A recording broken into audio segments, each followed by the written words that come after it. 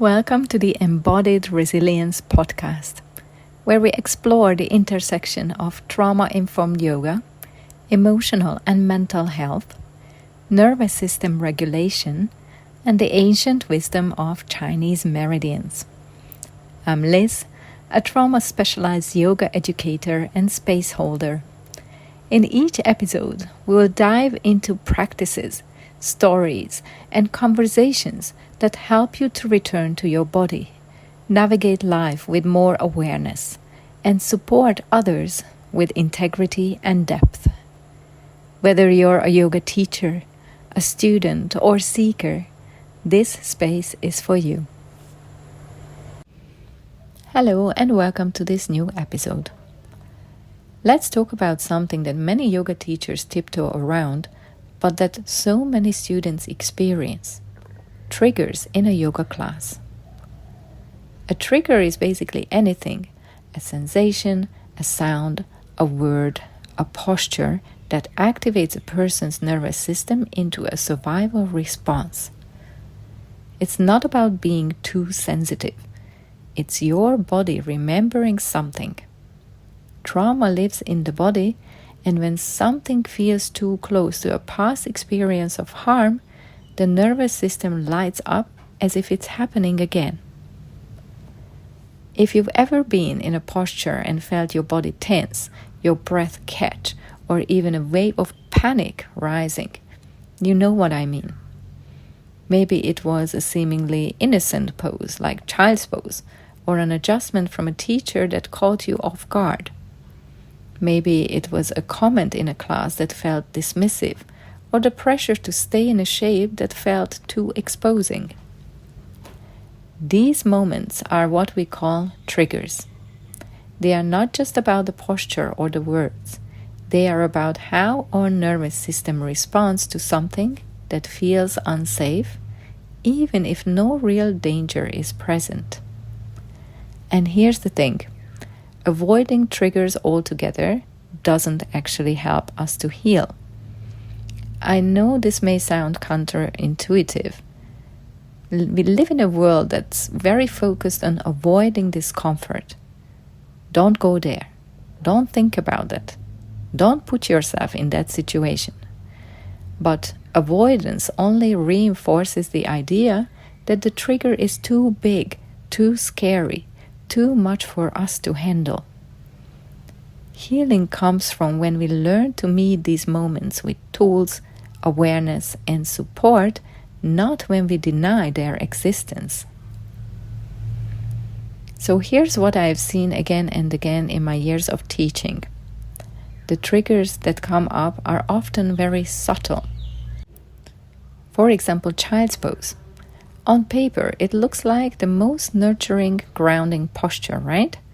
But for some people, having their forehead on the floor, unable to orient to their surroundings, their body curled up, their breath restricted, can feel suffocating or disempowering. Or happy baby pose. It's meant to be playful and freeing, but for someone with a history of sexual trauma, lying on their back with the legs open can feel incredibly exposing and vulnerable. Even puppy pose can be tricky. Hard pressing towards the floor, hips high, can trigger feelings of helplessness or being kind of on display. Now, does this mean that we never teach these poses? Absolutely not. But it does mean that we offer choice. We normalize modifications. We remind students that they can come out of a pose anytime, and we as teachers don't take it personally if they do. And these are just the postures. There are also verbal triggers. When a teacher says something like, just relax, or let it go, or my least favorite one, leave your challenges at the door. That's spiritual bypassing in action. It's not only dismissive, but also shaming, and it creates more harm than it ever could healing. Hands and adjustments can be potential triggers. Touch can be beautiful and supportive, but for someone with trauma, unexpected or uninvited touch can feel threatening. silence and stillness. For many, being left alone in stillness can feel unsafe because when they were younger, maybe stillness wasn't safe at all. Certain breathing practices, holding the breath, or being instructed to breathe in a certain way can bring up physical and emotional discomfort for some students. So what do we do instead? First, we acknowledge that triggers are real. They are not made up. They are not overreactions. They are the body's way of signaling that something feels unsafe. Second, we recognize that creating a safe space in yoga is not about avoiding every possible trigger, which would be impossible anyway. Instead, it's about creating an environment where triggers can be met with compassion, choice, and agency. As teachers, this means offering clear invitations rather than instructions. Saying things like, if this pose doesn't feel right for you at this moment, here's another option. It means teaching variations that honor different needs without making anyone feel like they are doing something wrong. It also means not assuming safety just because we are in a yoga class setting. Safety is something students feel in their whole bodies, and it can shift moment to moment. Why this matters for teachers and practitioners. If you are a yoga teacher, this is about your responsibility to the people who step into your class. Your words, your choices, your presence all matter. You have the power to create a space that is deeply supportive or unintentionally re-traumatizing. And if you're a practitioner, this is about recognizing that your responses in a class are valid. If a pose feels overwhelming, if your body says no, that's important information. You don't have to push through or override your nervous system. You get to choose how you participate in your own experience. Why avoiding triggers doesn't work. Here's a story I often share in my trainings. I once had a student who could not be in child's pose. Every time she tried, she would start to panic. For years, she simply skipped it, which is fine. Skipping poses is always an option. But every time she skipped it, she reinforced the belief, child's pose is unsafe for me. In my training, with proper support, she explored alternatives.